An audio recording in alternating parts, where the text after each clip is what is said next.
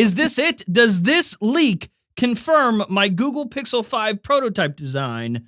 Yeah, no, maybe. Want tech news in a way that doesn't suck? Hit the subscribe button and turn on notifications if you're sitting on the toilet right now.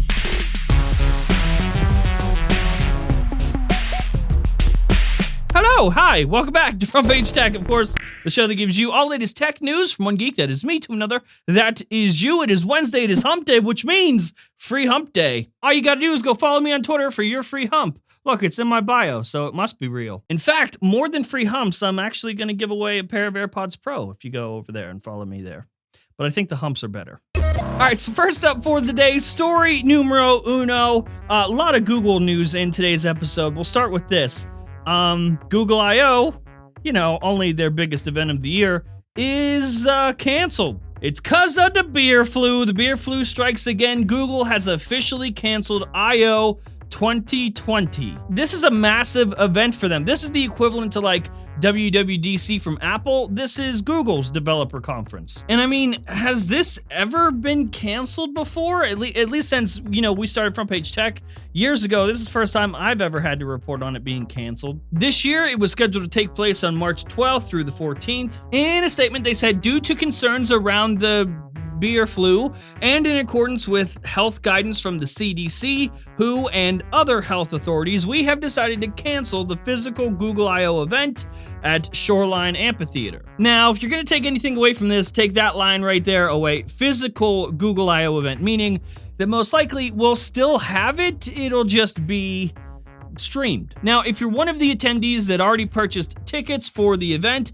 don't worry, they said you'll be fully refunded by March 13th. And you'll also automatically be given the option to buy a Google I/O 2021 ticket. Now, as you probably already know, especially if you watch the show regularly, they've been canceling, tech companies have been canceling events like all over the place the last couple months.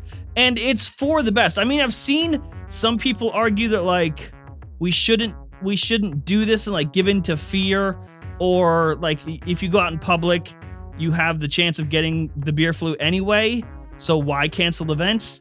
But that's not how it works. Well, I mean, for number one, right, brands don't want to have that sort of responsibility. They don't want to have headlines everywhere that people left their event with the beer flu and it's because of them and it happened at their event. But number two, and more importantly, these events are nowhere near the same thing and not comparable at all to like just strolling out to your local grocery store and having a risk of getting the beer flu there. You gotta remember that the point of these events is to be able to give one location, a single location, for a bunch of people to arrive at for a press event. People from all across the US, people from all across the world coming to one central location. So number one, you've got people from all over the place going to one spot, and then those people leave and go back to where they live. So if they go back to where they live with the thing that somebody else from someplace else brought into the event, then it spreads. That's how shit spreads. We're not just talking about how like someone in a nursing home in Seattle got it, and so it spread with other people in the nursing home. People going to one central location like this and then flying back or traveling back to wherever they originally live, whether it's a different state or a different country, that's how, with scale, a disease like this or a virus like this just floods. Taking a risk of contracting this thing from one location and then spreading it out to many countries, many states, yeah, that is too high of a risk, and it makes complete sense that these events are getting canceled. It's safer for everybody, especially events with the tech community, the demographic that is most likely to just be okay with watching a stream online. I mean, I'm one person that never goes to these events. I mean, I'm media, I'm press, I'm invited to them all the time, but I never go because, well, one, I hate traveling, but two, why? I could just watch the stream online and then walk into my studio in my house and make the same video, probably a better video than I would make if I went to the event. And also, I won't get the beer flu. All right, next up, since we're already talking about Google, let's talk about a feature that Google has implemented in software that does the same thing that Apple was able to do with hardware. One of my favorite features ever on iPhones was 3D Touch. And of course, they got rid of that. Them being able to build a pressure-sensitive display through hardware and integrate an amazing software feature to work together seamlessly, I loved that. It created extra functionality. Shut up, words are hard. But if we're being honest, the feature wasn't intuitive enough. It wasn't likely that you were just going to stumble upon it. Somebody had to tell you that it was there for you to be able to use it. And not enough people used it at the right justification for Apple to keep putting the hardware in the devices. They're able to save more money manufacturing each device if they don't add the hardware that is used for 3D Touch. But along with that, the resources that goes into just engineering that, they were just spending too much money for a feature that not enough people were using, I guess. And even so, with the newer versions of iOS and the newer iPhones not having the physical hardware needed for 3D Touch, iOS, software-wise, is able to just replicate the same feature with a long press. But Google has taken this a step further with software, so they've replicated 3D Touch, and it's kind of clever how they did it. So they announced it for the latest feature drop for Pixel devices, and the drop itself optimizes a bunch of stuff, fixes bugs, but also adds this feature that replicates and clones 3D Touch. So in this case, it's obviously not called 3D Touch. It's called Firm Press or Firmly Press. Here's a video demo of it in action so you can see an example of just a regular long press and then a firm press.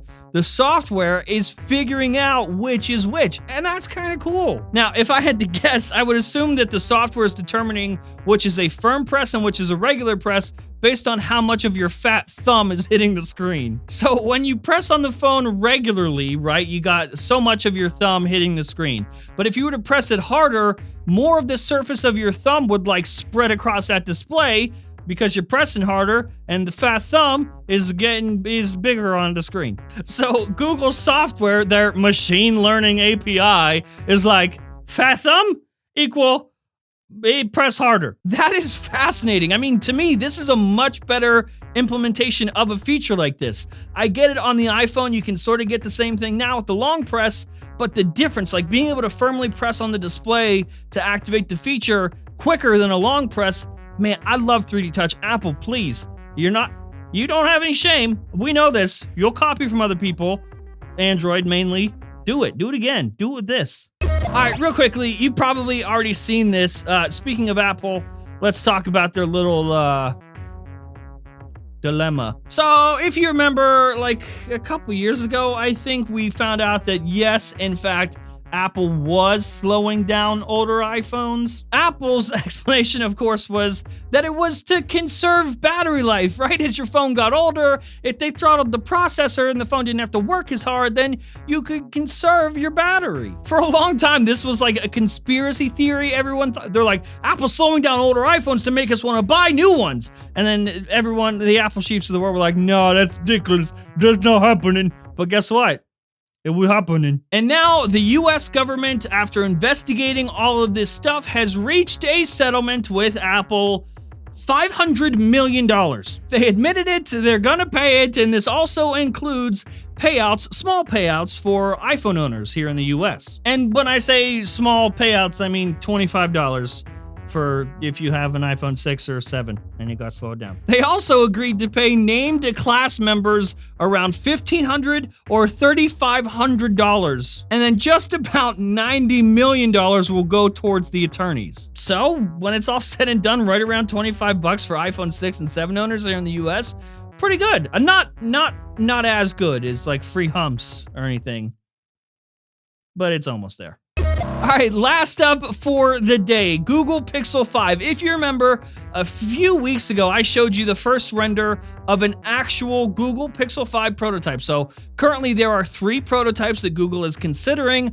I showed you the back of one originally. This one right here. You probably saw it floating around online everywhere by now. Now, I never said, regardless of what you read on some website somewhere, I never said this was the final design. I said this is one of 3. I'm 99.9% certain that what you're looking at right here is an actual legitimate prototype. I then went a step further and showed you additional renders on my Twitter. Here is the tweet, and in this, for the first time, I showed you not only the back of the device, but also the front, showing that the front still has that top bezel, but it's smaller. Small. No notch, no like circle punch, at least for this prototype, because they still want Project Soli to work in this device. You know, the motion sensor stuff in the top bezel. So they still gotta have that, it's just a little smaller. Well, now we have supposedly a leak of the actual physical prototype. So this showed up on Slash Leaks,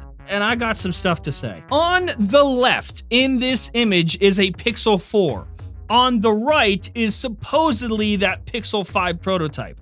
Like the real deal, there it is. I was just given CAD files from a source within Google that I then had to go ahead and make these renders from. But this right here, not a render, supposedly is the real thing, the real physical device. And as you can see, that top bezel is smaller. In fact, it pretty much matches the CAD files that I got and the renders that I put out. That bezel right there at the top, identical to what I put out. But as much as I want my prototype that I showed you to be confirmed so you know I wasn't lying, I'm not convinced by this, and you probably knew that. So there's a bunch of reasons that this phone could be pixelated and blurred out. Could be to hide details to make sure the source is protected and no one gets in trouble. None of the employees at Google get in trouble. Maybe this just made its way out there to show what the front is going to look like, confirm that bezel, and show that Project Soli is still implemented. But of course, that other option is that this isn't real at all. With this image, there's no confirmed source with this. It just exists now. It could be a completely different phone and they had to blur it out so you didn't see which phone it was. Or it could just be a bad Photoshop that was so bad that they had to mask it and disguise it as bad. But then again, there's always that other option that it is real. You guys let me know in the comments below. What do you think? Real, fake, or meh? You in between, you don't know. And that is it. That is the show. Hopefully you liked it, you learned something. If you did, hit the like button. If you hate my stupid face, the dislike button works too. If you're new here, subscribe, and I'll see you guys tomorrow.